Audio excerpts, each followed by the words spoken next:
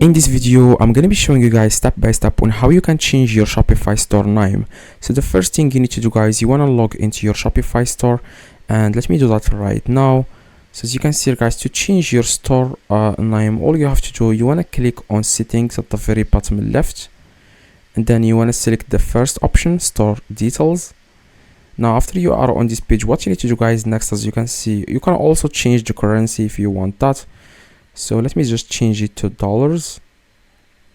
Okay, so to change store name, guys, in the top, as you can see in the top, after you click on store details, you can see here the store name, store email, phone. So to change the store name, you want to click on edit, and then you can change the store name test for YouTube, for example. Click on save. So that's exactly how you can change the store name, and this store name will be will appear whenever someone visits your own Shopify store. So hopefully this video helps you. If it does, leave a like, subscribe, let me know in the comments if this works. See you guys in the next video. Make sure you watch the video in the screen to learn more about Shopify. Okay, so watch the video in the screen. See you guys next video.